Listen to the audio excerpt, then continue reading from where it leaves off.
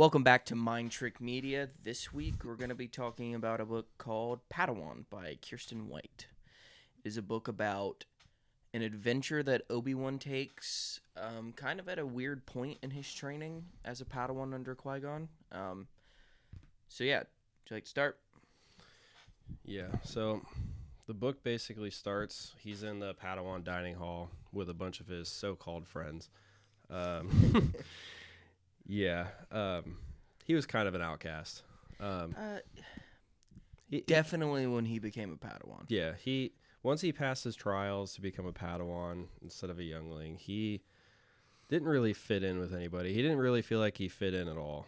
And you're good. It's partly due to the fact that, and they talk about this a lot early on in this book, where he was in his initial youngling clan with two Padawan named Pri and Siri, and he really did like them and were pretty good friends. But the thing with, especially in this book with Siri, is that her and her master go on a lot of missions, and that's something with the way Qui-Gon is as a Jedi, is that he at that time was doing absolutely nothing. A lot of his time as a Jedi Master was just researching holocrons and finding information. And then we immediately meet another one that's from a different clan named Bala, and him and Obi-Wan are not too good of friends. And you start to learn kind of going on that as Bala, it's a weird name to say, Bala,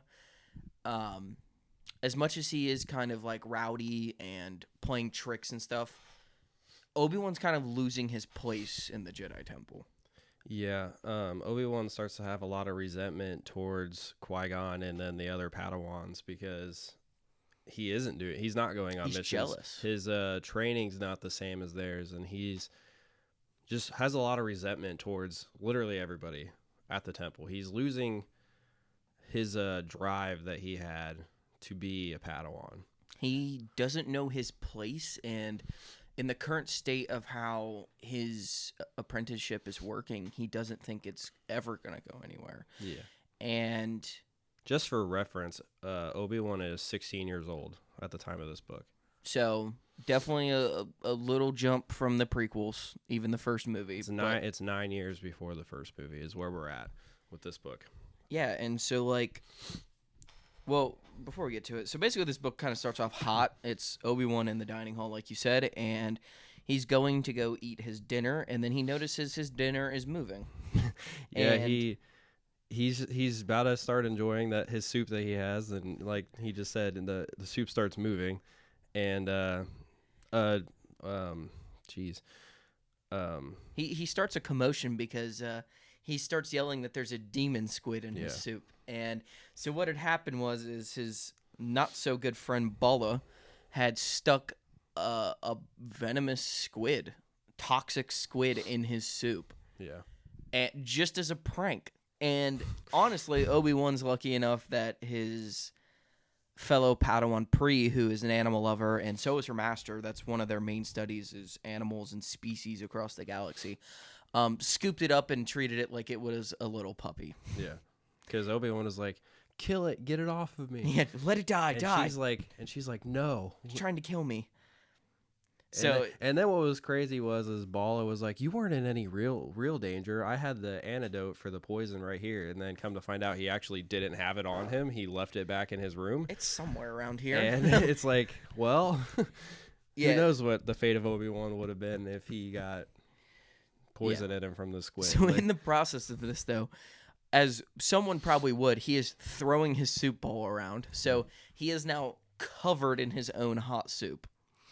And then and what we were saying, more of he doesn't fit in. A lot of these Star Wars books that we're going to explain and talk about have so many different levels of dialogue, because you have actual dialogue, you have thinking dialogue, you have meditation dialogue, you have past, present, future dialogue. They jump around a lot. So a lot of the things that he was it was more us reading his thoughts, talking about how Qui-Gon and his apprenticeship were going as these events are happening. So as you would know it, is while he's screaming and moving and has a burnt wrist and dirty and wet robes, Qui-Gon walks in.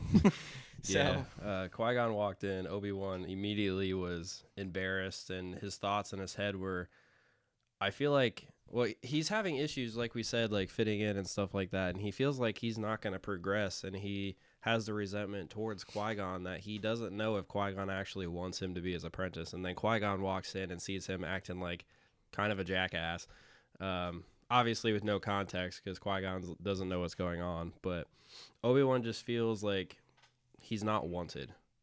And after Qui-Gon sees that, he's like, wow, like, he must really not want me now. And something super weird because, like, Qui-Gon, like, especially, like, you get more, some of it in this book and some of it in other books, where Qui-Gon is in a weird spot because he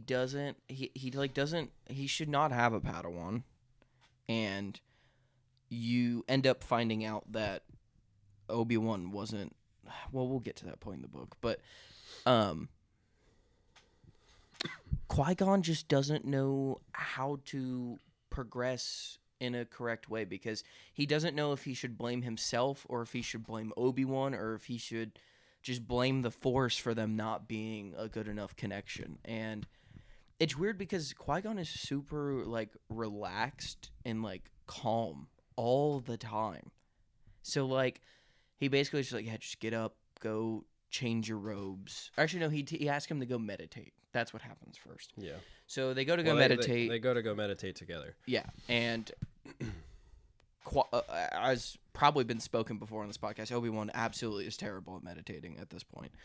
And he hates it. And he, like, there's a point in the book where he talks about, he's like, this is the last thing I want to do. Yeah. Is go meditate. He also, at the same time, with his training not being the same as everybody else's, the only lightsaber form he's learned is the basic first form. Yeah, form 1. And he's just so against meditating at this point that he would rather just go do the basic form 1 practices than go meditate with Qui-Gon right now. Yeah, so they go try to meditate. Qui-Gon's obviously immediately in full meditation, and Obi-Wan's just kind of sitting there. He's sitting there, and he's, like, fidgeting around. He's, like, crossing the different legs over each other. He's kind of, like, just out of it. And he hasn't even really sat down yet to start meditating. Yeah. And Qui-Gon is just like, what's wrong? Yeah. And obviously he doesn't want to sit there and start telling Qui-Gon, like, do you even want me as a Padawan? And start going off about different stuff like that. Like, I don't remember how he gets out of it. Well, he realizes that it's like he's ready to stop, but Qui-Gon gets called into the Jedi Council. Oh, so, yeah, that's right. He sends Obi-Wan to go fix up his burn because he was burned on his wrist from the soup and go change out his robes. And while doing that, Obi-Wan decided to sneak away, didn't he? Yeah, he's decided to. Well, so he was thinking that Qui-Gon didn't want him, and he wasn't impressing him at all, which is why they weren't furthering him in his training. That he decides to go to, like, an abandoned library, I believe, to go meditate to, like, impress Qui-Gon, kind of. And this is, so it's the old library and is now just kind of like a room in the Jedi Temple. But so while going to this room, which is a room that he went to often to practice lightsaber training, all kinds of other stuff, it was a place for him to be alone. Which then furthers the idea of him he just didn't even want to be around the other Padawans. Like, there's a Padawan dojo, and there's Padawan library time and rooms, and it's just, yeah. So on his way, though, he sees Bala in the hallway and dips out of the way because he doesn't want to talk to him. And you hear Bala run into a guy that Qui-Gon doesn't, or not Qui-Gon, Obi-Wan doesn't see.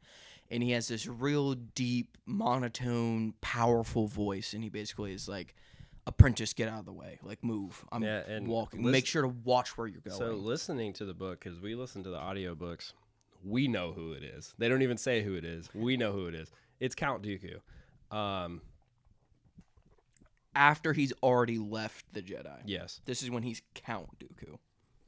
So he doesn't really know who that is, and so then Obi-Wan goes into the old library. dining hall library, and he basically is just kind of like snooping around and trying to hide a little bit. And he ends up coming across this like back corner. Before that, he starts to realize in his head that he doesn't know what his destiny is, and he's afraid that he's not going to do anything significant with his life. And it basically leads up immediately to the point where you're starting to go to, where he starts to see these markings on the wall. And if you wanted to continue where you were. So in the one back corner, kind of hidden behind, I think it's a pillar in the back of the room, Obi-Wan starts to find this like star chart kind of mapping, and then he finds a Jedi, a name carved into the wall by the name of Ola Jareni. So he obviously doesn't know who this person is, but he realizes it's an old Padawan, old Jedi. And by the way of the markings, he could tell it's old. Yeah. And he doesn't recognize the star chart that they're looking at. So with the information that he finds with the markings of the walls, he decides to go to the Jedi archives, start looking through and see if he can start figuring out what's going on. When he does that, he ends up finding a file on Ola Jareni. And it says that she was a Jedi way seeker. And he was like baffled with the idea of a way seeker, because there is no way seekers anymore. And a way seeker is like somebody that kind of walks the way of the light, but also doesn't follow the Jedi code like 100%. Well, in this instance too, that's kind of like, those are the type of Jedi that they are. Like the legit defining of the way seeker is that their entire point was roaming the galaxy to find planets and try to find Force-sensitive planets, Force-sensitive kids, and all of that. So immediately he's like, okay, this is someone who honestly is probably similar to my master, being someone who listens to the Force over listening to the Jedi. Right. He says to himself, Qui-Gon would absolutely be a way seeker if that was still a thing. Yeah. Like he has that thought to himself, like Qui-Gon would absolutely walk that way. Yeah. So yeah, then he basically sees all these findings that he has, and he wants to go report back to Qui-Gon. Well, before that, he ends up finding a file that Ola Jareni made, and it was to a planet. And it was really weird because the planet was marked as important, like to go find information on and like explore. But that was all that was there. All it said was important. It was an incomplete mission file, and on top of that, he could tell that it was old, one, and two, no one had opened it since it was made. Yeah, nobody opened it. Yeah, he was the first one to open it since it was made, because basically this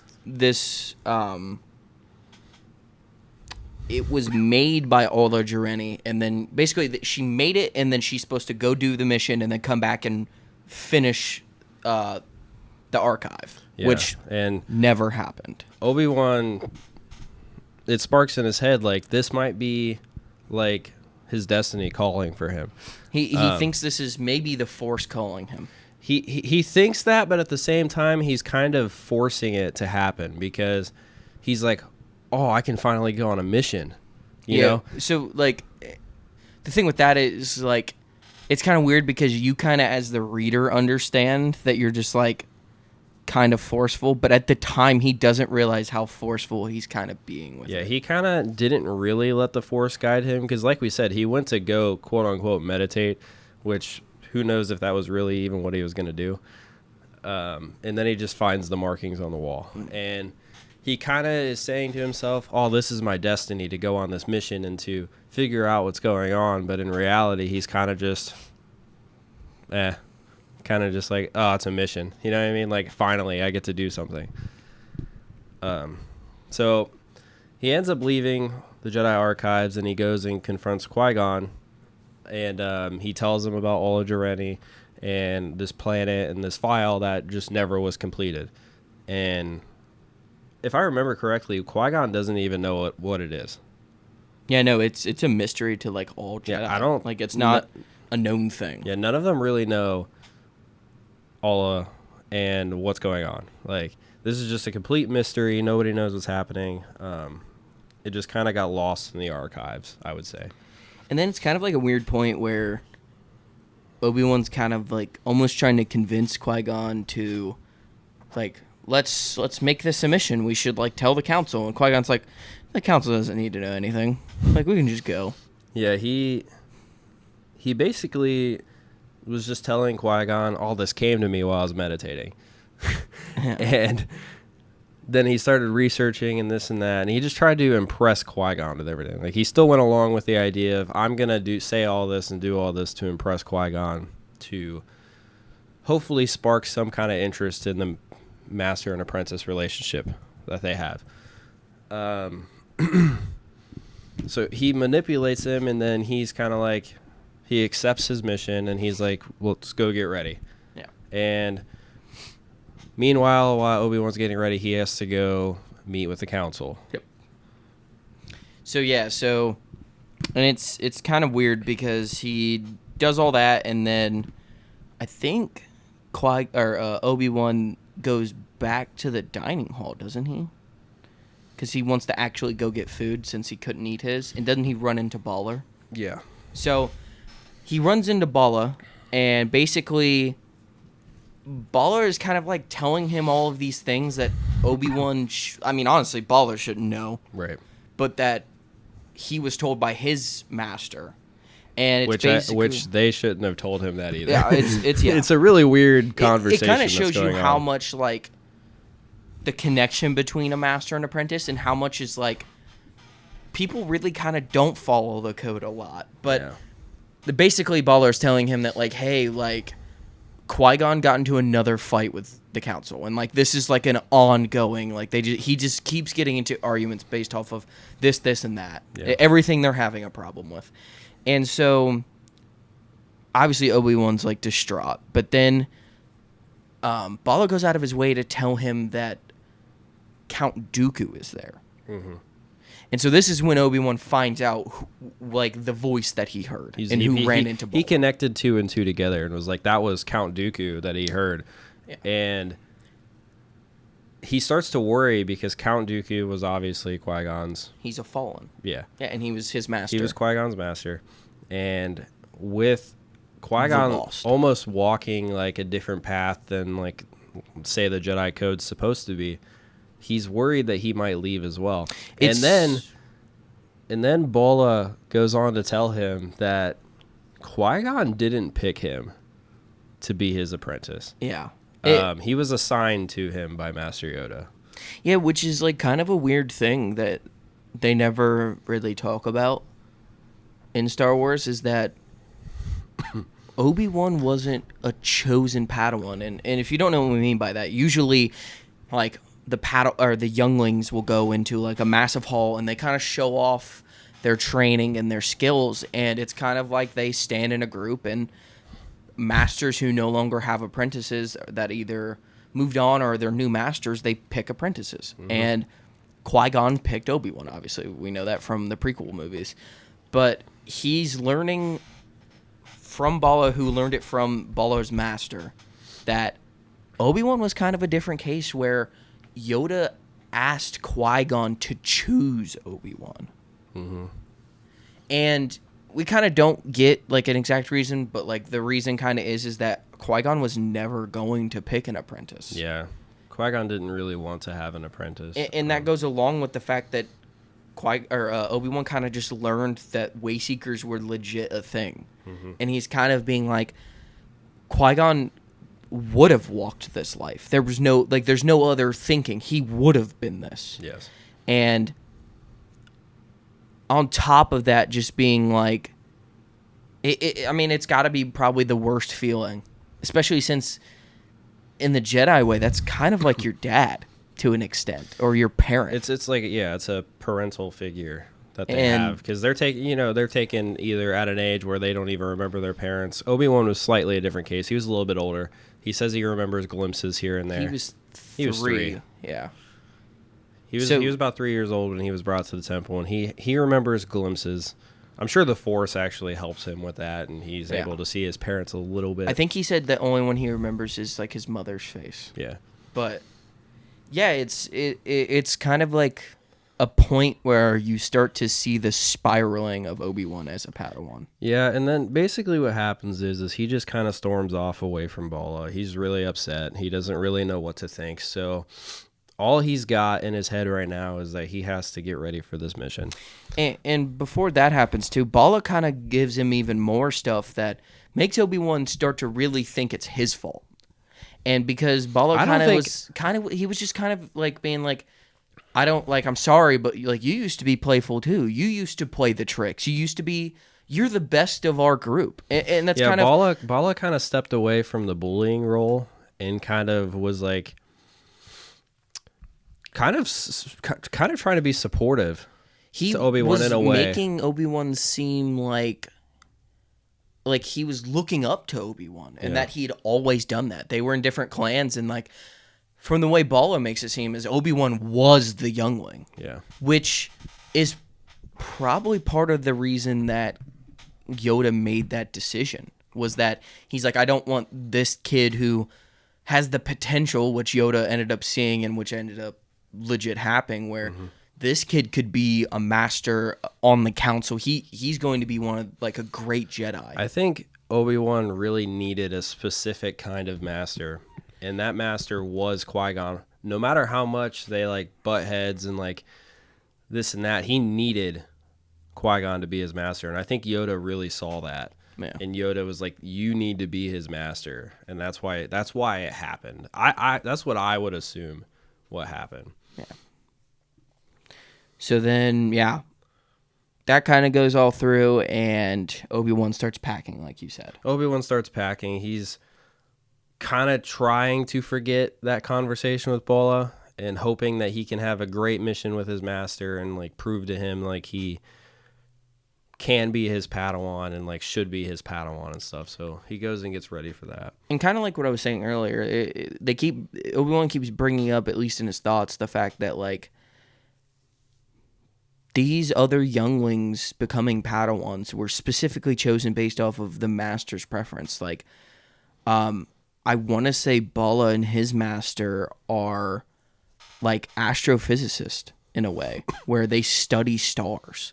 And so like they took like a lot of the masters were picking students who were interested in specific topics to where they could further their research in a similar like liking. Like, you pick people based off of like, this person's close to me. If I train them, they'll be at least as good as I am. And I feel like that's partly what Obi-Wan, like the thought process with Obi-Wan is that, and kind of like what you said, where they didn't want Obi-Wan to be picked by someone that was like Obi-Wan, who was to the book, to this, like so like straight edged. And someone like Qui-Gon could maybe break that a little bit and give Obi-Wan his own thinking. And so like it's something that's just lingering through the whole book. Yeah, Obi-Wan tried to force a lot of things that he did because he's just like, I should be able to do this. And he, like you said, he went off the book. He tried to be so perfect with everything that it was taking away from some of his abilities. Yeah. And it was also blinding him with the fact that he couldn't understand Qui-Gon's training, which is why they have their issues that they have. So basically, he goes and gets packed, and then he decides to go get their ship ready for Qui-Gon to get back from the meeting, get ready, and they can go. And he gets the ship, he's boarded the ship, and he's just waiting and waiting. Yeah, and then he's like in the hangar waiting, and he's talking to the one female who basically like runs the terminal of where the flights are taking off. And he tries to find out if Dooku's ship left yet or not. Yeah. And she turns around and tells him, we don't keep records of ships that leave. We only keep records of ships that come in. Yeah, so basically meaning like Dooku arrived on his personal ship by himself. He's already left, but we don't keep record of who goes with him. Yeah.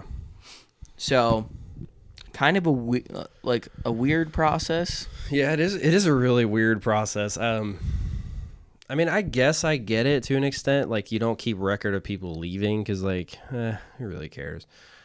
But obviously, people coming in is important, which is good that they at least do that. But it is interesting. Obi-Wan also, when getting a ship, got his R2 unit to help him navigate. Yes. And that's basically, we kind of get like a time lapse what's happening. It's like, okay, 30 minutes later, the R2 unit has to reroute them based off of star charts and stuff. Hour later, rechart. Hour and a half later, rechart. It's going and going and going. And Obi-Wan's just kind of like... Yeah, they did it like 5 or 6 times. This is it. He's not coming. Yeah. So Obi-Wan boards the ship and takes off.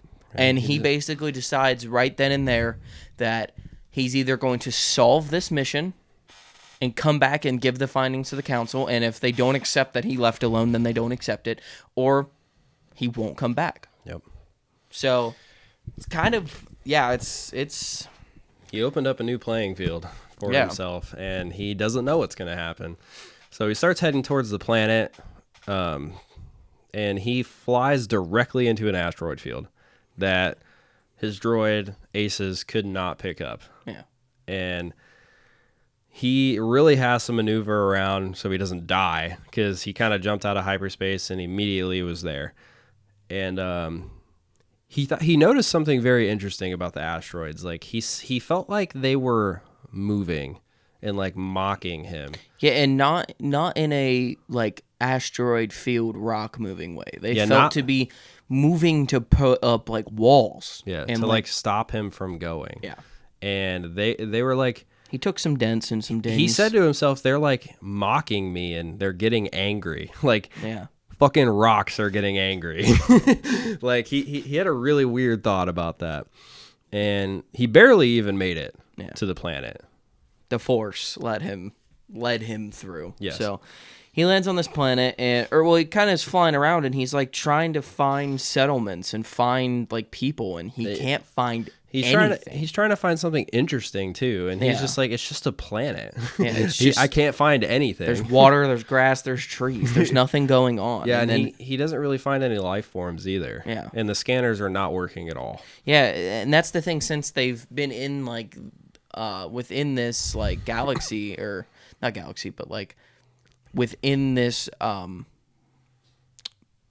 planet's like field, that nothing's working. Ace's A6 can't help him at all. They can just like help him like pilot, but he just kind of thinks to himself, there's nothing here. And he thinks about his worst fear, and worst case scenario for him is that he goes back to the Jedi Temple and like nobody even noticed he left. Yeah, it's one of those things that he runs down the list of, okay, I get in trouble, what happens? Can I never become a knight? Okay, if I get in trouble, do they banish me? Maybe I don't get in trouble, but I'm not allowed to go on missions, or I have to become this and that. And then he's like, well, what's the worst thing? Maybe no one cares that I left. Yeah. Because if Qui-Gon's not there to catch it, who's gonna catch it? Yeah. And like you start, like it makes you like, if you're a Star Wars fan, it kind of helps you understand Obi-Wan a lot more. It actually shows you in the Phantom Menace movie them butting heads a lot, and understand why Obi-Wan says the things that he says to Qui-Gon, and it really shows a dynamic that you might not be able to see. Yeah. And I would assume they did it intentionally. I would like to believe that.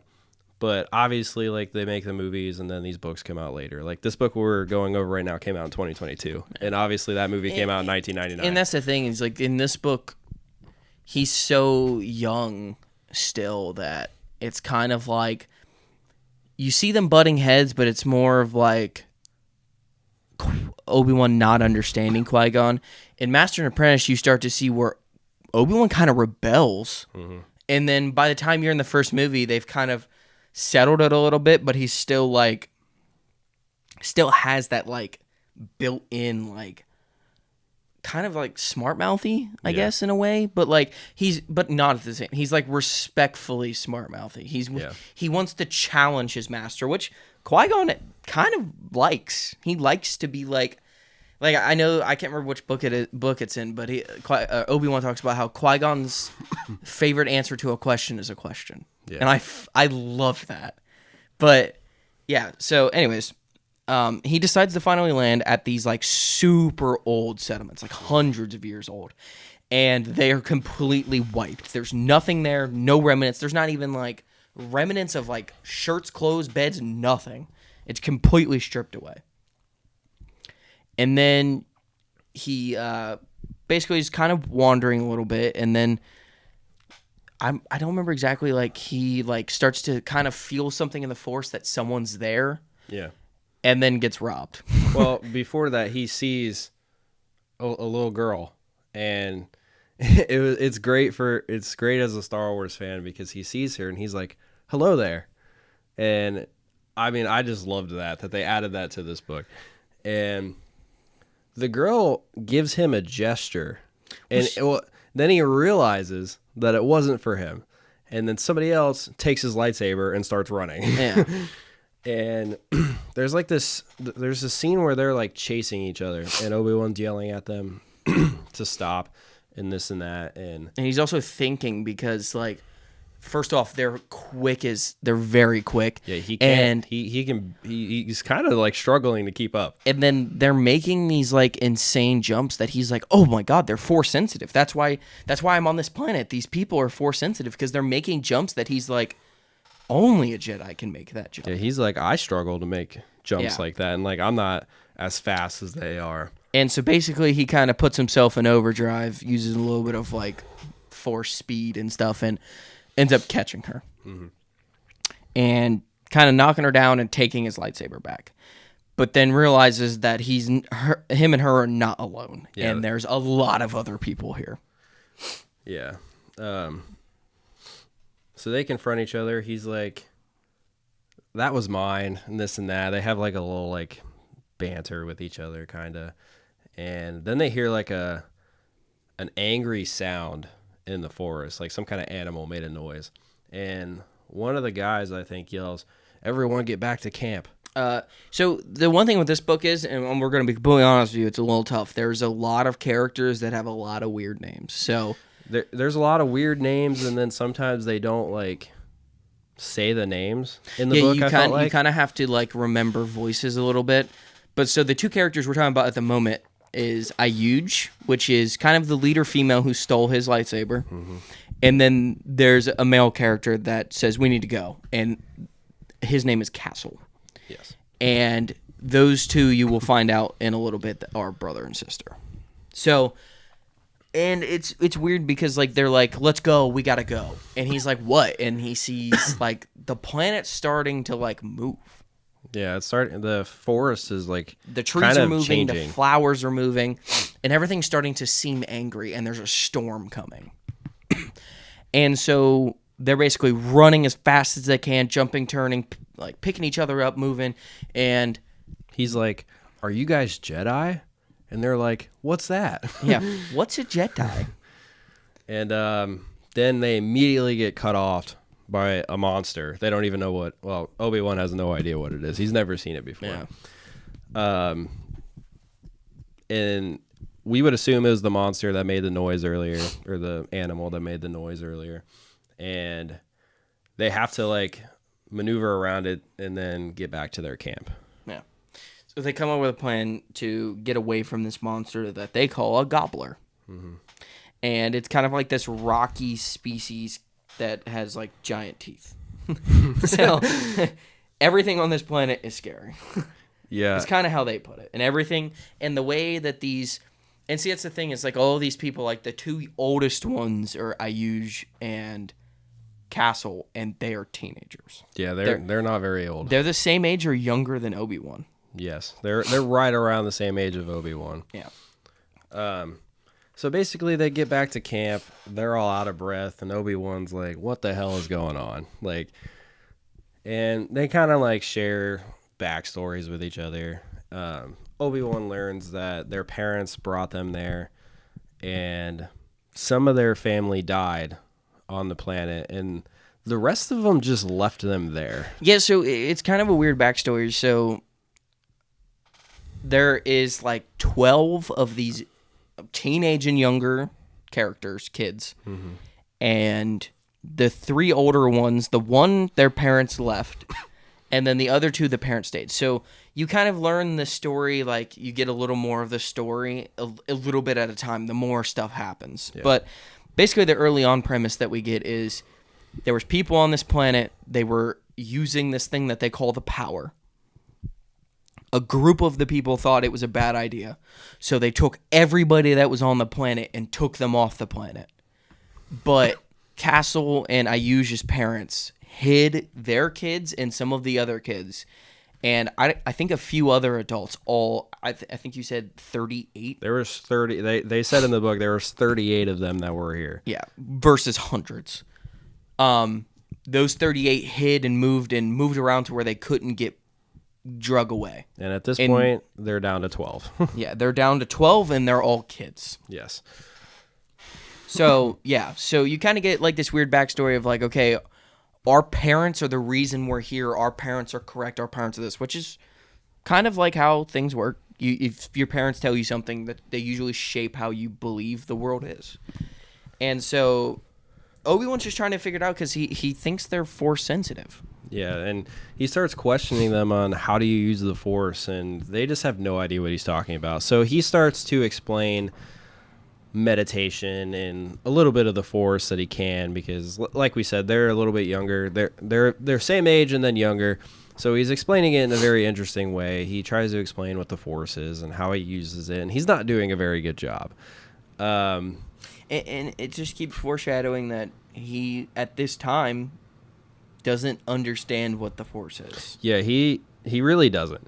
And so while they're having these conversations and stuff like that, one of the little children, her name's Trill, decides to wander off.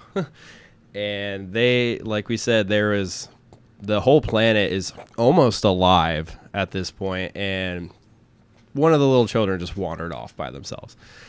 And I think Obi-Wan actually noticed that one of the children were missing, but I'm not really sure. So he's like, we need to go save her. And they do. They go out there into the forest, and they try to find her. Obi-Wan kind of leaves them and goes off on his own. And because they were, at that point, they still don't trust Obi-Wan. Because, like, he's obviously new to the planet. They only know of the 12 of them being there.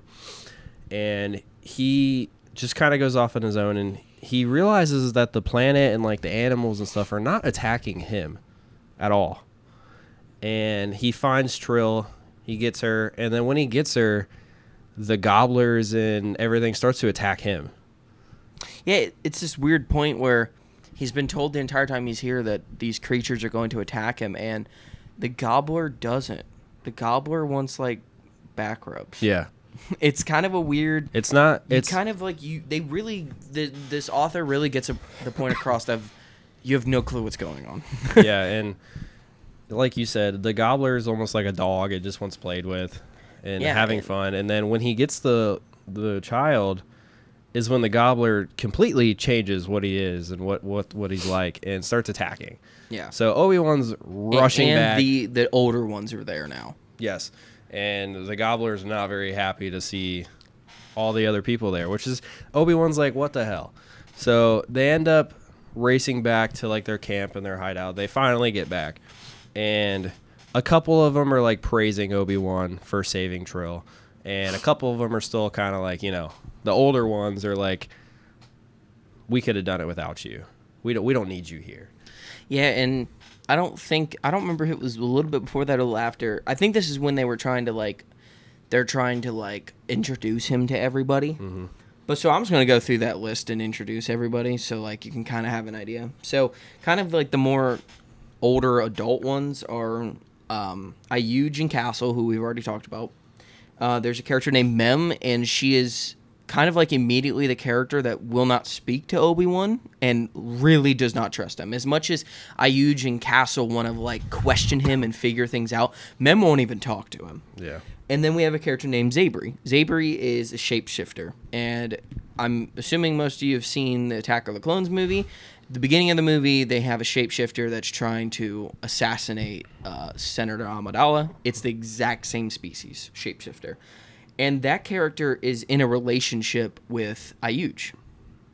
I don't think we learned that then. I think we learned it a lot later on. And then you kind of have these characters that are Natolian, which is the species that Kit Fisto's in. And Kit Fisto, being force sensitive, can stay out of water for a long time. Mm-hmm. But these little kids can't. Yeah, so they have like little tanks at their camp with water in it for them to be in. Like buckets and like barrels. Yeah, it's not very. There's the oldest of that species, which is younger than I use in them, but they don't really. I don't know if they ever say how old they are. But that character's name is Shush, and then the two younger ones in the same species name are Trilla and Whistle. Yeah. So, yeah, kind of some fun little names that make them very hard to remember. And then kind of the other characters are just so young that they like don't really help do a whole lot. Like I think the two younger males, Nesquin and Gremick, kind of help on hunts and stuff.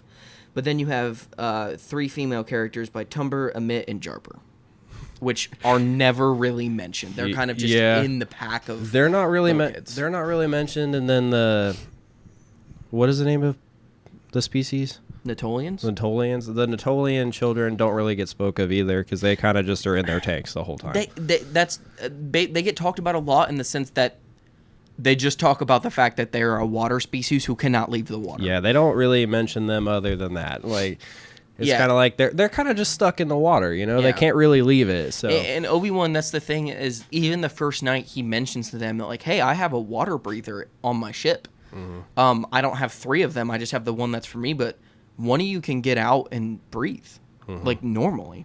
Well, so he basically gives it to the older one. So the older one can, because they stay out of the water a lot because they can't all fit in the tank together and stuff like that. So Obi-Wan, is offering it to her.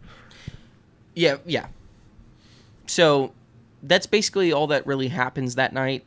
He's just figuring out their living situation and stuff. And they just go to sleep. He basically tells them that he's going to go get his ship the next morning and get that breather and get the other things. Yeah. So, like he said, Obi-Wan the next morning starts flying around the planet. And he kind of notices that the planet seems to be changing as he's flying. And like we said earlier, the scanners and stuff are not working. The droid can't figure out what's going on. Obi-Wan's just visually seeing, the planet's changing, trees are moving, stuff's shifting. He is just very confused with what's going on. The same terrain he saw yesterday looks just slightly different. And he doesn't he can't figure out what is different about it. Because it's such a little difference that he's just like, I felt like this was here and this was here. So he gets the ship closer to where their camp is, and then everybody goes on the ship. All the children have never seen, working technology before. So they're all having a field day in Obi-Wan's ship, and he's kind of like, this is a nice ship, but it's not the nicest one. And they're just having a field day in his ship. Yeah, because, all the technology they have was on the ship that they... So, we didn't mention that. So, they're basically living in a crashed ship, and it's like a massive transportation ship.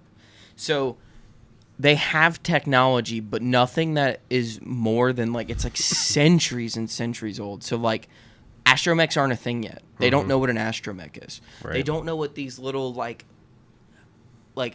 I almost said MRE, but little eating kits, little syringes, wraps, rations. They don't know what any of this is because they've never seen it. So basically, they find his rations and stuff, and they're like, "Can we try it? Because all we eat here is fruit." Well, Obi-Wan kind of offered it. Well, Obi-Wan did offer it, and then the older ones, I think it was Castle. Castle was like, "I don't want that shit." Well, Castle starts being like, "We're fine eating what we're eating." Yeah, our parents told us to eat this. Our parents told us to do this. We need to do what our parents say. Yeah. And it starts kind of an argument, not with Obi-Wan, kind of within themselves, a little bit because the younger ones are like, we want to try the food. And this is actually a funny part of the book. So like he's telling them like, hey, it's a ration kit. So it in the sense that it's like an MRE or like dehydrated food or anything like that. Literally, like the first thing he says is, okay, you have to add water to that. And they did not. They do that. immediately just shoved the food. The one just shoves it in his mouth, and then you could just they explain that his mouth just exploded because it finally hit the saliva in his mouth and just expanded. He was just like, the food just started falling out of his mouth, and like he's like, "What's going on?" And he said, "I told you needed water." Obi-Wan's kind of like, I don't think they're gonna like it, and they're like, "This is amazing! It's the best food we've ever had." Obi-Wan was like, "This isn't that good of food." Yeah, and they're like, "This is the best food we've ever had." Yeah. And it was very interesting to see, like, even a ration, like an MRE type thing was something completely new and foreign to them. They just eat this, like, one specific fruit. I don't remember. Yeah, they steal these. They basically that morning, like, did, like, a little, like, food hunt.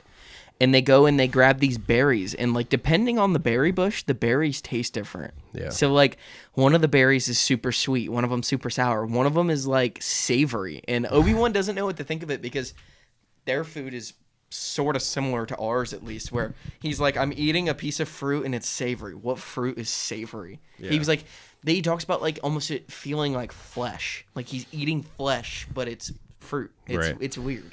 And, they're talking about the food, and Obi-Wan's like, "Oh, I have the breathing system for you," and he ends up putting it on, and it makes her really happy because she can finally breathe. That was like I feel like there's so many parts in this book that almost make it like kiddish because they're all kids. Where she puts it on, and she's like, "Oh my god, oh my god, oh my god," and Obi-Wan's like, "Whoa, what's going on?" She's like, "I can breathe," and it's like it was just like a funny scene, and yeah, and she's like super happy she can breathe. Kids are eating the food, and Obi-Wan has a thought to himself, and he's kind of just like, he kind of has the thought like, could I live like this? Yeah, is this what like a better living option than what I was living? And this is someone who lives in the Jedi Temple. Yeah, and he really is having a conflict with whether or not he thinks that this is better, and it's so interesting because he has basically everything you can think of at the temple: food, place to live, friends, a master, power, an allegiance, an order. He has a pre-designed purpose in the galaxy, but he doesn't feel that he necessarily that's his calling. And he basically says to himself, he's like, he has that, but does he really like it? And does it? Not only does he want it, does it want him? Yeah. This book is super reflecting on, like, I guess you would say, like, somewhat of all of what Padawans go through, but at the same time, like, the ones who are, like, above and beyond the others. Like role Jedi who, like, just never going to make it to the council, but they're Force sensitive, pass their trials. Like, they become, like, they have regular jobs. Like, Pre is, like, works with animals. That's what her entire goal as a Jedi in her life is going to be, is that she's going to be studying animals. Bala is an astrophysicist, but, like, Obi-Wan just doesn't. Qui-Gon's job is just to be, like, a Jedi master who goes and, like, does things that the council wants, and, like, but Qui-Gon doesn't go do anything. Qui-Gon has fun studying and researching and looking at holocrons, and Obi-Wan doesn't want that. Obi-Wan wants to go protect the galaxy. He almost wants to be like police force, where he doesn't want his youngling life to be wasted, and he doesn't know how he's going to become a Jedi Knight if he doesn't get over that hump. Yeah, and he's having these thoughts, and then he kind of snaps out of it, and he notices that Zabri and what's that one girl's name? Ayuj. That name took us so long. Well, reading it doesn't look like that's what it says. But this girl's name is Ayuj. It's spelled Audj. I mean, when you look at it, like, I guess, but like listening to it, and then, like, it was funny. He tried to write it out, and it was so wrong. Yeah, Yeah. Yeah. But We tried to search it on Google and do like the Google Translate and hit the sound button, and it just said Audi. Yeah. It wouldn't even. It was just auto correcting the J every time. yeah, it was interesting. Anyways, he kind of snaps out of it and realizes that they kind of go off together, and I think it's Castle that starts to tell Obi-Wan about their relationship, right? Yeah. So Obi-Wan starts to like think about like relationship, and like you kind of like get the feeling that he's getting attached, especially to like Ayuj, because like he's attached to the leader-esque role. And Castle kind of like stops him. He's like, "Hey, dude, this is never gonna happen." Because they're together. Ayuj and Zabri are together. Right. And And- then he's like, I don't understand their relationship, but like they kiss a lot, and I kind of want to know what that feels like. So if you ever want to kiss, just let me know. Yeah, this is between Castle and Obi-Wan. It's a weird scene because like Yeah. it's so unexpected. He's like, yeah, they have a relationship. Hey, like if you want to kiss sometime, like I'm down to. He's kiss. like the And he's only- like, honestly, like I'm down to kiss anybody though. Like Yeah. And Obi-Wan just has some interesting thoughts in his head. Like he's like, I'm not supposed to have attachments, and but like, what would kissing feel like? yeah, he's like, what would it feel Who like? would I want to kiss? Would I want to kiss a guy or would I want to kiss a girl? Does it Or matter? would I want to kiss anybody? Yeah, and he's it's- like, he really doesn't know his feelings based on He that. doesn't know the love emotional attachment thing, which is they don't show that in the Jedi. Right. So And he's not supposed to. So he kind of just is like, thanks, It- but no thanks. it kind of reflects his future in a way where he has like this thing with Satine, Yeah. and then he allows Anakin to have his attachments where Obi-Wan kind of experienced it younger where he was just like, people, this is like a thing everybody else does. Well, I mean, yeah, he's 16 years old. I mean, he's going through puberty at this time, I would assume. And then I think they kind of jump and talk about how he really likes Siri, and like he's like, would Siri ever want to? Like, Yeah, it's he's having so many thoughts in his head. yeah, he's falling apart. Yeah, and he kind of just eventually is like, all right, no, I have a more important reason to be here. We need to focus on that. And he just snaps back into thanks, but no thanks. And We're gonna step away from this conversation. yeah, and like kind of stepping away from that, and then like kind of they've talked about it at tiny bits throughout the book. They keep talking about this thing called the harvest, and Obi-Wan is confused because like when they go for the food picking, they's kind of like, oh, this is the harvest. And they're like, this isn't the harvest. What are you talking about? Like they're not telling him what things are, and in their defense, I don't think they know. They obviously don't know what they're doing, but like I don't think they really know how to have a conversation.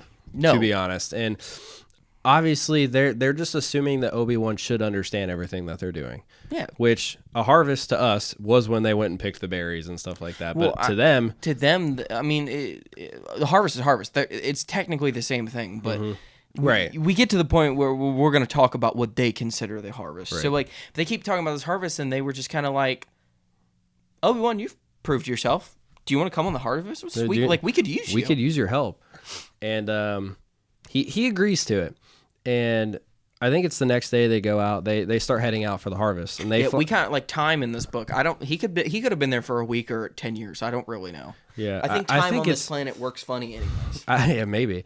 I think it's the next day they start flying off, and They've also Again. never flown before. right. And the planet starts to change again. And Obi-Wan says, and I love that they still add this into all of Star Wars, I have a bad feeling about this. I love that. And he says that, and he's flying, and he sees this huge gash in the ground. And like I don't think we mentioned it when he did his first flyover. He kind of saw it, but was like, there's no one there. Yeah. But there's like this gash that's in the planet. Like it's not like it's in the planet. And they're like, that's where the harvest is. yeah, and he's just like, no shot, right? And he was like, I think this temple at the top of this mountain, I think this is where we should land. It'd be the easiest. And they're refusing to go into this temple. And he's just so confused. And like their response to everything is, our parents told us we weren't allowed to. Yeah.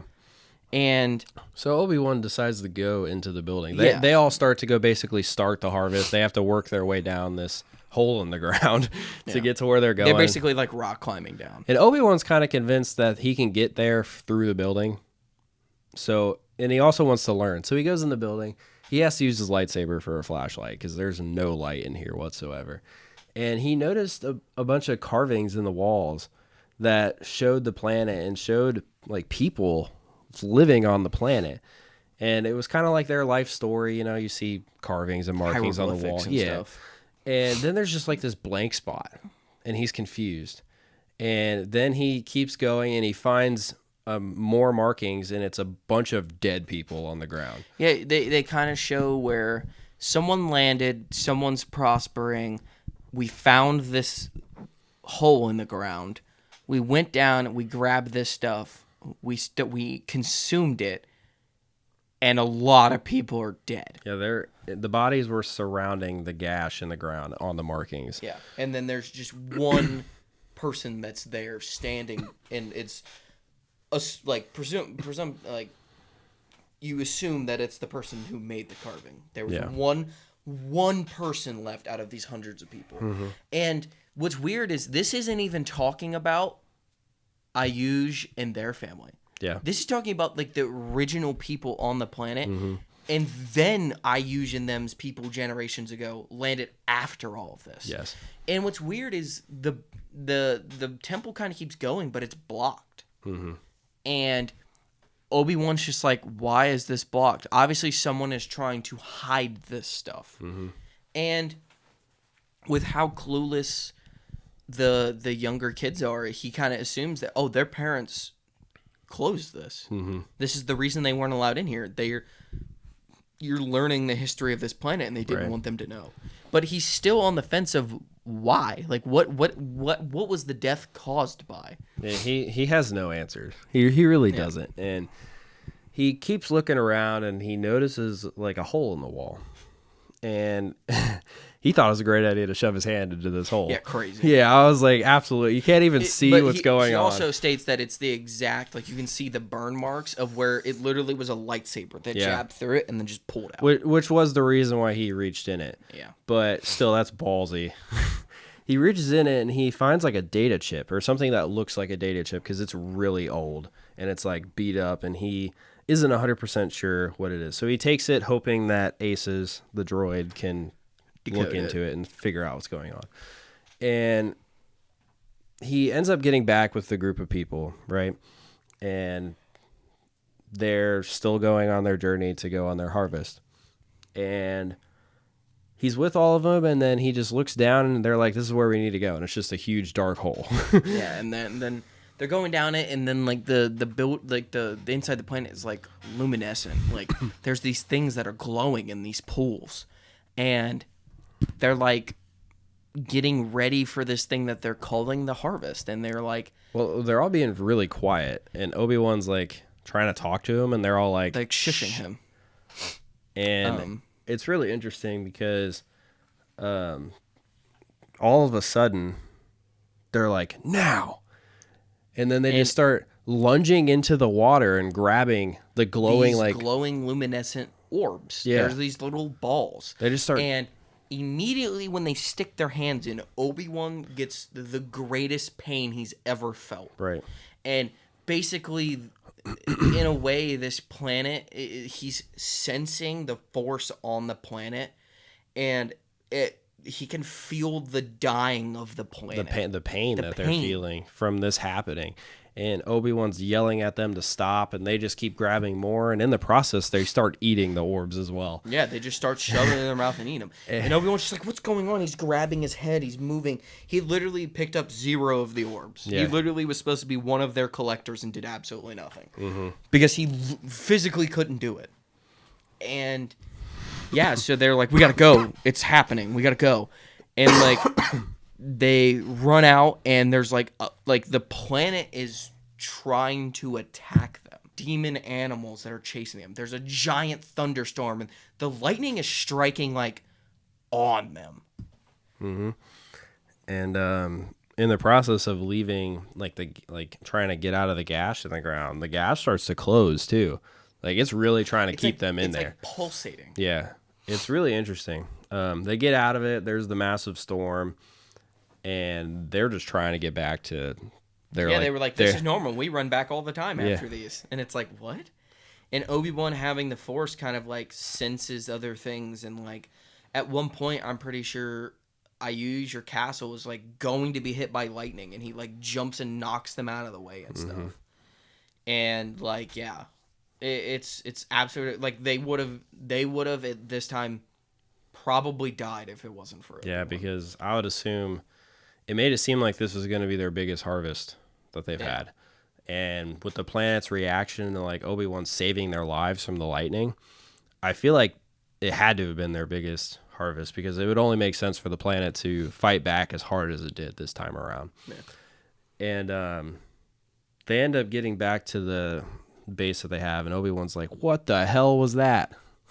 And well, actually, I don't even think Obi-Wan got to say anything, because I think Castle started just harping on Obi-Wan like, you didn't even help us. You didn't do anything. And Obi-Wan's like, I just saved some of your guys' lives, like heading back here. Like, what do you mean? Like, you guys shouldn't have done what you did. Like, you hurt the planet. And they're just in complete denial of what's going on. And they're just arguing nonstop. And he's like, this is where we get our power. And then Obi-Wan starts to finally realize the power and the Force are not the same thing. They're not using the Force at all. They're only able to have powers like the Force, which is mainly just speed and agility and like the jumps and stuff they can do. It gives them like a power up. Yeah, kind of. It's kind of like eating a mushroom in Mario. Yeah. And Obi-Wan's just like fighting against them, and he's still struggling with trying to figure out how to explain the Force versus the power. So he's kind of losing this argument when he knows deep down it's not the same thing. Yeah, and basically he comes up with the fact that it's like they don't understand that like what they think the Force is that you like reach out and take it. Mm-hmm. And he tries to explain. He's like, "No, I was born with this. This has always been in me. You guys are not naturally like this." He's like, it flows through me to be able to do what I do. You guys are eating these orbs to get the power that you have. Yeah. You're taking it from this planet. And instead of understanding that, they go back to, well, our parents did this, so we should do it. And it's like, they're like, well, why should we give up our power, but you don't have to give up yours? And everyone's just reiterating, like, it's not the same thing. I'm not hurting anybody but with my power. You're hurting a planet and putting yourself in danger. And then Obi-Wan kind of makes them recite their story of, like, at least their parents. And they finally push out to the fact that they're like, everyone dies young on the planet. And Obi-Wan's like, what are you talking about? And they were like, everyone just dies young when you take the power. He's like, our parents died super young. And like, I think it's one of the, which character? It's Shush, maybe? I think Shush, which is the oldest of the water species, kind of is like, so you're telling me like Obi-Wan kind of is like, your species doesn't die young. And she's like, well, what do you mean? And Obi-Wan's like, you could live for like hundreds of years, like 100 at least. That's like young. And she's like, oh, like my parents died in their like 40s. If like, that, I don't even 30s know if it was even. That. Like, obviously, they're still teenagers and their parents are dead. Right. So, at least, like, the younger ones and kind of, like, other than, like, Mem, Castle, and Ayush, kind of, because they're kind of, like, the older ones that are super, like, into what their parents were saying and, like, use the power. Like, the other kind of younger ones start to figure out, like, hey, maybe I don't want this. Mm-hmm.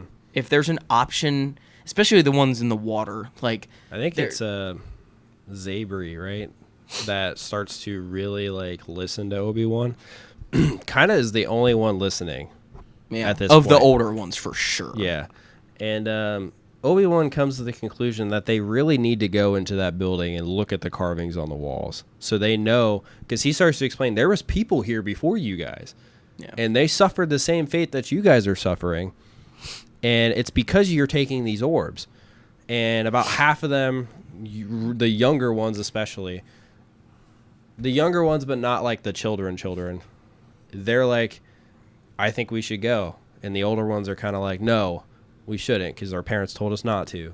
Yeah. And they end up going and looking at the carvings on the walls, and Castle especially is just like, no, this isn't true. It's a lie. Or like it doesn't matter what this says. Our parents told to do. Like, Right. everything with Castle especially comes back to our parents told us to do this, so it can't be wrong. Yeah.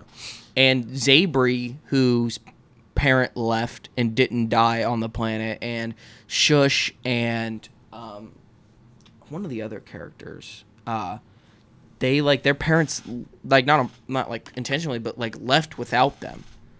And so they're kind of like, did my parents get to live full lives after this? Yeah. Like, I want, especially Shush and the two younger water species are like, I'd rather have a life where I can live in the water outside of this planet, if that's what it has to take. Yeah. And in Zabri's to that point too, where she's like, as much as I love Ayush and our family, like, if we can get off this planet and, like, be safe, I'd want that. Mm-hmm. And they're just in a massive disagreement where they're basically like, we don't want you here anymore then, Obi-Wan, if you're just not going to abide by what we believe. Right. And then they're basically telling, yeah, like you said, they don't want Obi-Wan there. And in that process, there's a ship that enters, like, the atmosphere. So up until this point, it's kind of like not as useful to the book, but you get, there's this character who, by the name of Logrib, that is, like, little by little, you literally get, like, 1 minute bits of him, like, every 5 chapters. Honestly, the first little bit that we got, I was confused as fuck with what was happening. I literally, I read the book again before we made this episode. I read it a while ago, and I wanted to be a little bit more refreshed on it before we started talking about it. But literally, the first time it brought Logrib's story into it, I was like, what the hell was that? Like, I was like, I don't even remember what's going on. It's just little tidbits of, like, him on his journey to trying to get back to this planet called Lenara. Yes.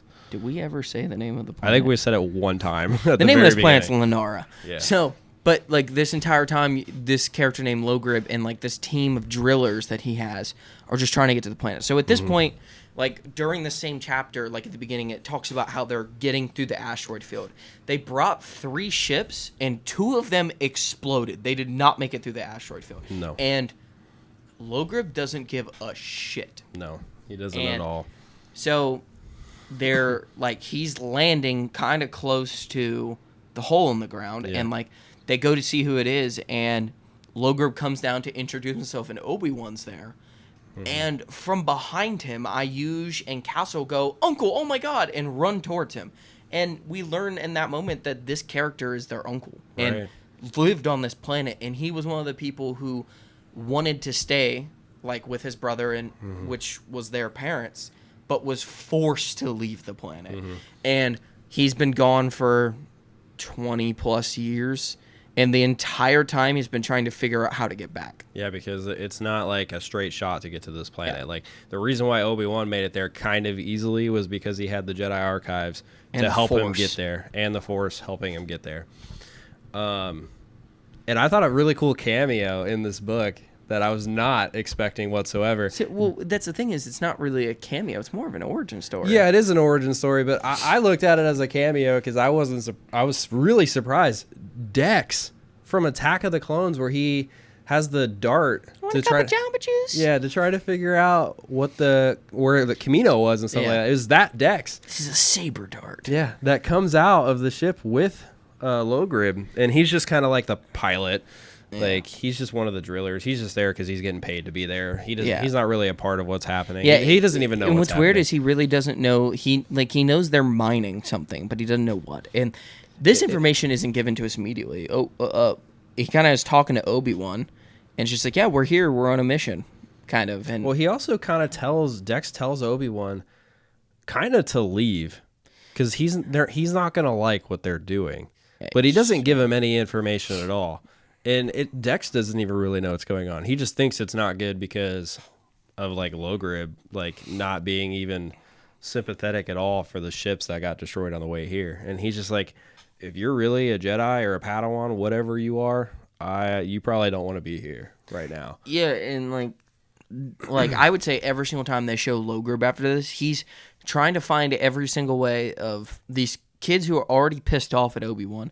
He's trying to find every single way for them to be more pissed off. Because, number one, he didn't think anybody was on the planet. Number two, when he found out nieces and nephews and people he knew that were Lenarin were there, he was like, okay. And then when he found out a Jedi was there, he was pissed because he doesn't want the Jedi to know what's happening. And I mean, he basically just Obi-Wan keeps like asking questions, like a Jedi would, and he basically just keeps telling Obi-Wan, he basically just keeps telling Obi-Wan, hey, you don't know what you're talking about. This is a family thing. Like, he's trying blah, to explain what he just experienced in the harvest. Yeah. And Logrib, like, if you don't already know, is there because of the harvest. He's there for the orbs. And so, like, it's kind of a weird part where, like, Logrib just kind of goes, all right, all you guys go back to your camp. Obi-Wan, get the fuck out of here. Yeah. And we'll see you guys tomorrow morning once we fix up the ships. Okay. And then after that chapter, we kind of get like the little side chapter things or like the minute clips that we were talking about with Logrib. And Logrib says how pissed he was at his brother for like kind of like pushing him away. He like forced him to leave the planet. And the reason why Logrib's pissed is because of the orbs and not having the power anymore. So we find out before anything starts to happen that Logrib's there for the harvest, and he don't give a fuck about the kids being there, anything. He's only solely he has, there. Like these independent conversations with Dex and other crew members. Well, it's not with Dex. It's just with the other crew members because Dex doesn't know what's going on. He does. After he talks to Obi-Wan, then he figures out. Right. He finds out more. At this point, I'm just talking about the little like clip we got. Yeah. And It's Logrib, basically. Oh, go ahead. Yeah, Logrib is just like, we're here to take the power, and it's going to be all mine. Yeah, and he has like a beneficiary or financier who is financing this trip, and he's like, and even he said to, like, Logrib's saying, and at least in his head, that he's like, I don't give a shit about this financier either. As soon as I get these orbs, I'm fucking killing him. He might have killed him in that scene, actually. He killed somebody, I think, in that scene. He's a piece of shit. Yeah, and then it cuts back to the actual story. Yeah, they're at their camps, and Obi-Wan's at his ship, and Obi-Wan's having the thoughts in his head like, should I even be here and this and that, and then he sees out of the corner of his eye that there's like this shadowy figure that's heading towards his ship. And he also heard it too. Yeah, and he's like, what the fuck's going on? And then like he's walking around and like he sees that this person kind of either notices him or just kind of gets done with the job and takes off. So Obi-Wan goes up to his ship and it's kind of just like, okay, nothing looks different, nothing stolen. Aces is still here. What was that? So then he walks under his ship and he's just kind of like feeling around, and then he comes across something that doesn't feel like it belongs. And he starts to grab on it and kind of like pulls it off. And he's like looking at it, and he can see that like when he moves it up and down, it has like a number scale, and it's like the higher he moves it up, the higher the number goes. And he kind of immediately figures out, okay, this is a device that measures altitude up and down. And he's just like, yeah, but like, what's it for? And like he's kind of like going through in his head, marking off what it could and couldn't be. And he was like, a tracker doesn't make sense because like he knows where he's going. They know that like if he leaves, he's going to Coruscant. He already told them. So he's like, what's going on? And he kind of just gets like, this is a bomb. And it's kind of like, holy shit. And Obi-Wan goes and basically he runs into Zabri. And Zabri's like, what's going on? And he was like, someone from the other ship just put a bomb on my ship. Yeah. And is trying to kill me. And this is kind of when Zabri like snaps and she really figures out like, okay, Obi-Wan's trying to help us and someone on the other ship is trying to kill him. Yeah, Zabri gets to the point where it's like, I don't think he's here to take us home. And I think Obi-Wan starts to think that as well. And Obi-Wan's having a lot of different thoughts in his mind at this point. And he tells himself that he should meditate to kind of like calm himself down, get focused again, but he can't figure out how to do that. So he actually goes through his lightsaber, like his basic lightsaber form practices. He grabs his hilt. He doesn't even ignite his lightsaber. And he goes through the motions of the form. And that's where he finally starts to... You're ahead. Just a tiny bit. This is when they've already decided to go to the ship. Oh, right. It's like the middle of their journey heading to the ship. Yeah, so this is when they run into gobblers. Because he's doing this because he understands now that the planet is reacting to what people do on that planet. If you hurt the planet, it tries to hurt you. And so what he's understanding is that if you stay calm, the planet stays calm. So he's trying to figure out, because he can't meditate he's trying to figure out what makes him calm. And he realizes that the basic forms of lightsaber combat are something that he can do fluently in an open mind. Mm-hmm. And so he's going through all of that and kind of gets past the gobblers and all these other creatures in the night, and he figures out why they're all like circling the main ship. And it's because the people on the ship captured one of the gobblers and was holding it hostage and was threatening to kill it. Yeah, and so they're really trying to figure out what's going on. So Zabri actually, she's a shapeshifter and turns herself into Logrib to go onto the ship and try to find something to figure it out. Because they had to get past, so in this little cage that was in front of the ship, there was a guard. And basically they have to get past this guard. So she shapeshifted into Logrib, is kind of like talking it off with this guy, and Obi-Wan sneaks onto the ship. And he's finally starting to understand the Force a little bit better. He's letting the Force talk to him instead of him trying to talk to the Force. The fucking like meditation he had through the lightsaber form kind of allowed him to kind of understand what was like more of the Force and stuff, which allowed him to kind of make the plan, sneak onto the ship. And this book had a lot of references to Attack of the Clones in it, because they immediately, like, he gets onto the ship and he's trying to find stuff out, and Zabri finally gets away from that guard and comes in, and she's like, he tried to offer me a death stick. I don't know what a death stick is. And it's like, obviously, if you've seen the second movie, they're offering them like cigarettes. But and it's like a funny thing, and then like he starts to realize that someone is coming towards them. Yeah. And he's praying that it's not Logrib, because if there's two Logribs looking at each other, that's going to be a problem. Yeah. And it ended up being Dex, and Dex starts talking to Zabris, which looks like Logrib, and trying to figure out what's going on. And then Obi-Wan kind of thought it was a good idea to just step out of the shadows and have a conversation with Dex, because he is actually going to put his trust into Dex. And he finds out that Dex doesn't even know what's going on. Yeah, and Dex kind of just knows that we're drilling into the ground to collect something, and like Dex kind of lets him know, like, yeah, he doesn't give a shit about these kids and he's leaving them there. And Zabri, that's when Zabri transforms back to herself and like is like astonished. She's like heartbroken because she's like, he really isn't here to like save us. He's here to let us die. And like she finally realized like the stuff Obi-Wan was saying was true. Like 100% true. Yeah. And so then Dex also helps with the explosions because they're mining something. They're blowing up the ground to get through it.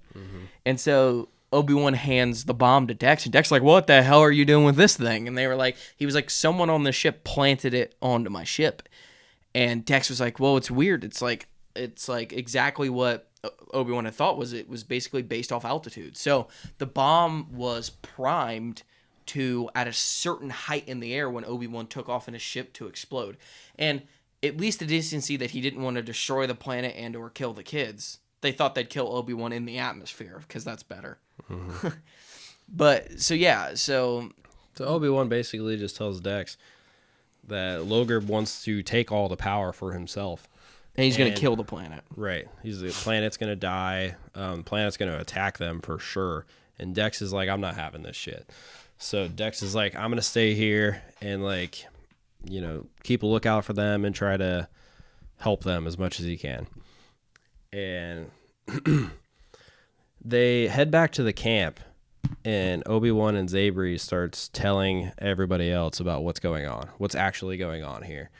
And that Logrib doesn't care about his niece and nephew, and they're just here for the power, and then they're going to leave them here. Yeah. And Castle is just not having it at all. I mean, and that I use neither. And so at that same moment, though, like Aces calls Obi-Wan to tell him that she kind of cracked into some of the data chip, yeah. Some of the data chip for Alo Jareni. And so he's like, okay, I'll go grab it. And like brought Aces in and like is projecting like this little like chips that she made. And basically she was just explaining exactly what Obi-Wan had figured out, where she came to this planet because she just felt like, I think she found the star chart too. Mm-hmm. And she decided to research it as a Wayseeker. And she originally had thought that the planet was force sensitive, but then slowly realized that it wasn't at all. It's just the planet itself had this, like, obviously it had force ability, but like had its own type of ability where it wanted to protect itself in a way. And that's why there's the asteroid field that moves to protect itself, and the planets or the plants and the animals protect it. Mm-hmm. And yeah, it like everything that Obi-Wan was saying to an extent is exactly what Oro Jareni had came up with. The same thing with the people dying and like those past civilizations messing up the planet and messing up the planet. She basically gets to the conclusion that it's time for her to leave because there's nothing really for her there because you can't do anything to the planet without the planet fighting back. Even researching. So Right. she does. Basically, the whole point is she doesn't want the Jedi to come. Yeah, here. she thinks that the best thing for the planet and for the Jedi and everybody is to just leave it alone. So they end up leaving, or the video ends shortly after that, and Castle starts going off about how the Jedi didn't even care about us and this and that, and then And Obi-Wan and Ayush chimes in, and it's like, yeah, like even if what she's saying is true, she left us here to die. Yeah. And Obi-Wan's like, she was here way before you guys were even alive. Yeah. Like, way before your families got here. She had no idea that your guys' families would get here. And they're just not having it. And they look at Obi-Wan and they're like, you need to leave. We don't want you here anymore. Yeah. And Zabri and Obi-Wan have a moment where she's like, I really appreciate everything you've done and tried to look out for us. And, they have a moment. It's really nice. But I mean, even she's like, you might as well just leave because you're not gonna get. You're not going to convince them at all. So, yeah, the best thing for you is to just leave. And so Obi-Wan goes back to his ship, and then he's like, "Fuck it, I'm gonna meditate."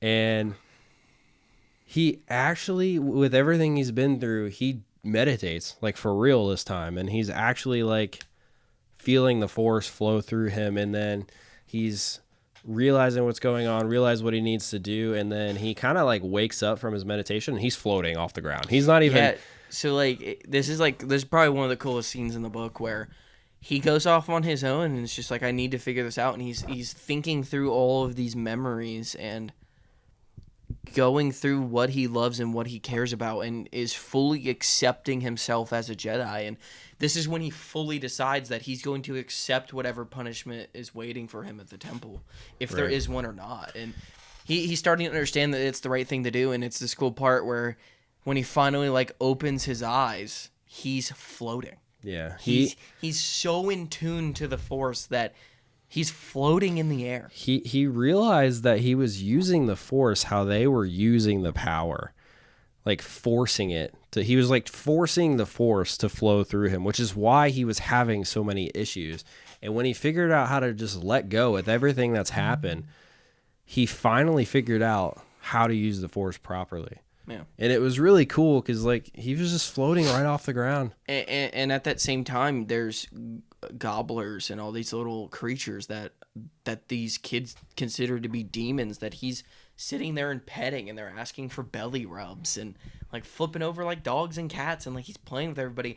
And like I think one of the better parts of it is that Ayush is watching them. Right. And Ayush steps out and she's like, it's impossible. There's no way that you can do this. Right.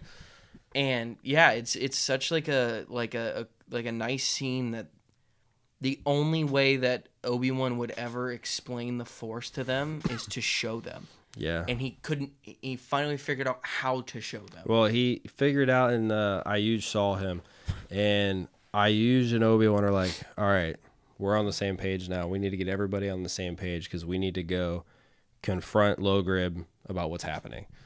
And so they have their talk. Castle's still not quite on board, but he's going to go along with his sister.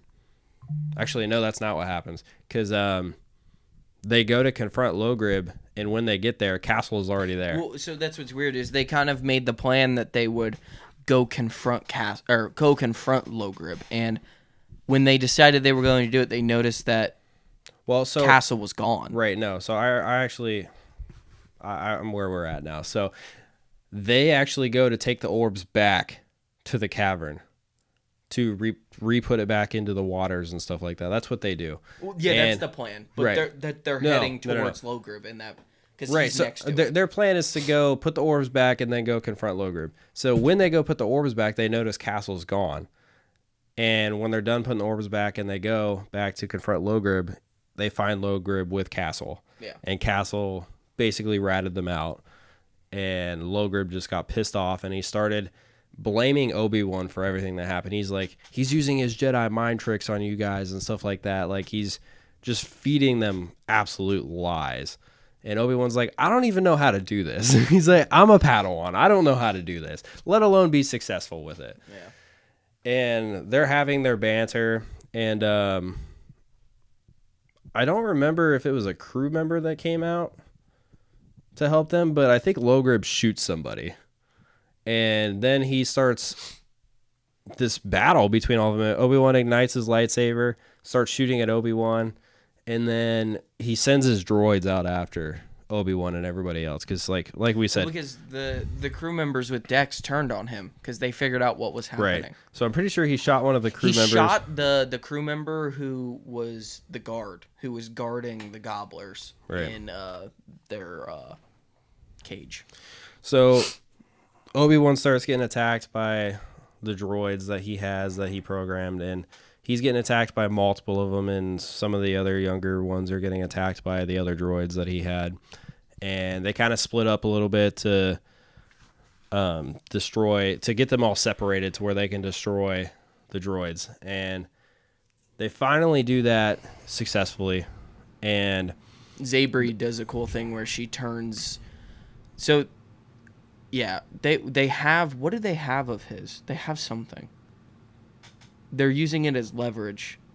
It's like they say it's the keys to the ship, and that like he needs this power cell block. Oh yeah, Dex tells him. Yeah, Dex tells him that he took like the power core or something. Power cell or something. Yeah, it's where the ship won't work anymore. And so basically they're playing keep away. Right. And that's why the bots got released. Right. And so basically at that point Zabri turns into Castle, to where there's two castles running around with two power cells. Yes. And so yeah, they're basically going through all that, and they end up defeating all of these little robots. And it was really cool, actually. Obi-Wan starts using the planet around him to help destroy the droids, because he's not very good with his lightsaber yet. That where he's not doing so well to a point that if all of the droids attack him and shoot him at once, he's not going to win. He's not very good at deflecting bolts at all. Yes, that as well. And he promises himself that that's the first thing he's going to go back and train. Right, so he starts using... If he's allowed to. He starts using the planet to destroy some of the droids, and then he also finally deflects one back at one of the droids and destroys the droid. And he has a moment where he, like, celebrates, because, like, he's like, I actually did it. And then, like you said, he tells himself that's something he's going to work on. And then, with that being said, he also, through this fight, finally realizes that his place is with the Jedi. This fight right here, with him helping these people, he realizes that his place is with the Jedi, to become a Jedi, to help people, to do what he can in the galaxy. He realizes this during this fight. And after the fight, they head back to the ship and realize that Logrib's gone. And the ship obviously isn't gone, so where's Logrib? They come to the conclusion that he's in the caverns with the orbs. They head down to the caverns to see if Logrib's there, and they get there, immediately get a massive rock thrown at them. And they're like, what the hell was that? Yeah, so basically Logrib is supersizing himself. He's just eating multiple of these orbs. And eating. And yeah, so... he's becoming like a superhuman, super species, and is throwing boulders at them and shards of like stalactite-esque type stuff. And Castle kind of gets knocked out. Yeah. And Obi-Wan can't defend it anymore. Right. That's being thrown at him. And so Ayush takes... Well, before that, she doesn't take an orb to help attack. I don't think that's what happened. Logrib basically tells Ayush, you're either with me or you're going to die. And he gives her a blaster, like a choice. You can either shoot me and Castle's going to die because I'm going to drop the boulder right on his head, or you can shoot Obi-Wan. And Ayuj puts her full trust into Yeah, but Obi-Wan. she takes an orb. I don't think Is that before or after? I think it's after. No, because he dies after the bolt. So he's going to drop... Yeah, but I think she took the orb to help them get out faster. I think that's what she did. Maybe. Because I think she had to carry Castle. Because Castle's knocked out. Yeah. So, anyway, so she gets the blaster, and she kind of looks at Obi-Wan's like, I'm sorry. And then kind of gives him a look. You know, in the 6th movie where they give, like, the head nod, and, like, everybody's going around in circles giving head nods for what's about to happen. And Obi-Wan's like, no, I can't do this. She shoots the blaster bolt at Obi-Wan, and he deflects it right back at Logrib. And I think that's when she takes an orb. Because Logrib falls into the water, and they kind of think that they won at this point. And I'm pretty sure she takes an orb to get out of there as fast as she can. Because he doesn't die there. Right. No. So they think that he's dead. And she takes an orb to get Castle and them out of there fast enough, because they're not going to be fast enough because the power's drained out of them at this point, that they're not going to get out.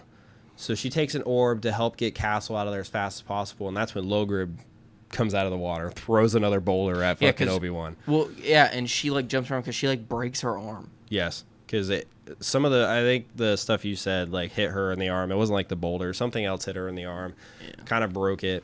And she leaves, and Obi-Wan's there by himself. And it was really interesting because Obi-Wan's like, my lightsaber is not going to do anything in this fight. I'm not going to be able to get close enough to him with throwing these boulders. Yeah, and stuff it's not going to cut through this boulder quick enough that it's going to save me. Right.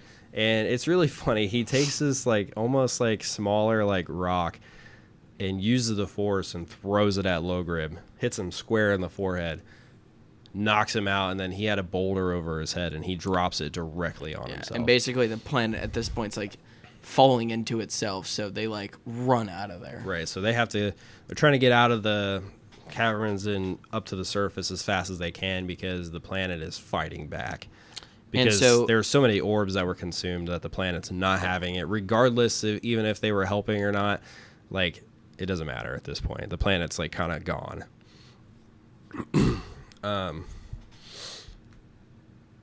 So yeah, basically they're running, and Ayuj and Castle get out, but Obi-Wan kind of gets trapped, and Ayuj, since she took the orb, like, lifts a rock out of the way and gets Obi-Wan out of there before it, like, fully collapses. Right.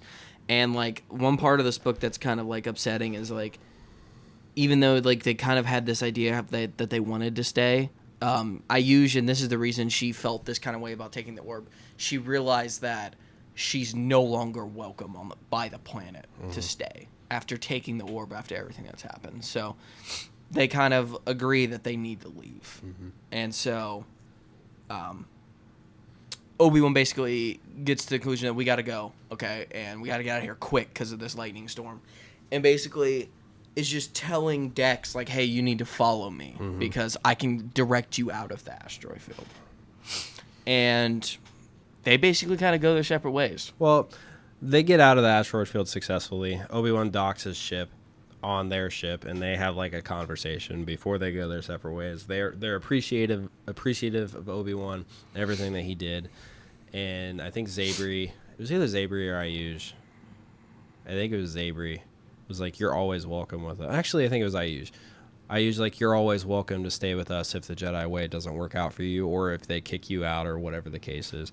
And he's like, well, I think that my place is with the Jedi, and if not, your offer holds a place in my heart. And he's gonna accept his punishment. Right.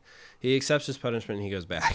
Yeah, and like, it's funny because, like, he's still, like, he's so concerned because he's like, yeah, I'm going back to get my punishment. Yeah. And he's talking about the woman who runs the dock, and he's like, oh my god, I can't wait till I get back because she's gonna yell at me about the ship being hit by rocks from the asteroid field and stuff.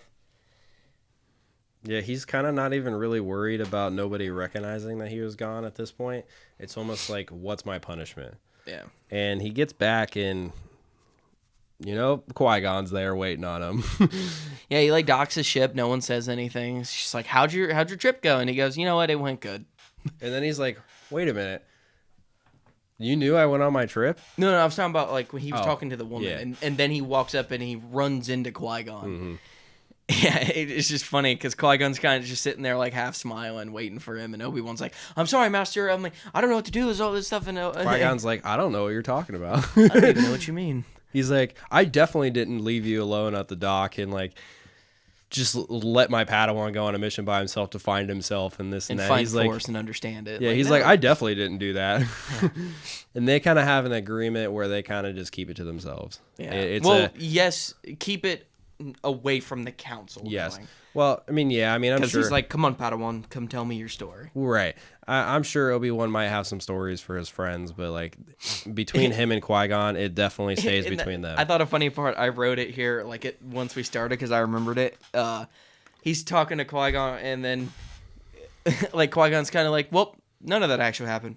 I just overslept. Yeah. Like, it was just like so nonchalant. He was like, you did all these things, all this other stuff. It was kind of my plan, but honestly, I just overslept. Yeah, it was really. This is a funny moment between the two of them where this is where they like start to like not be like argumentative all the time. They still do a little bit, obviously. Obi-Wan is finally figuring out part of his training. His training up to this point has been, you need to learn the Force before you learn anything else. Right.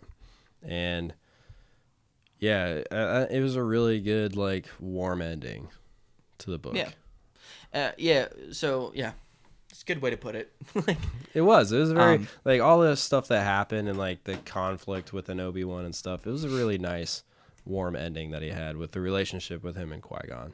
Yeah. So any other final thoughts? No, that pretty much sums up the book. This is a very short book. That we turned into a very long episode. Yeah. I don't know how long we were going, but it's been a while.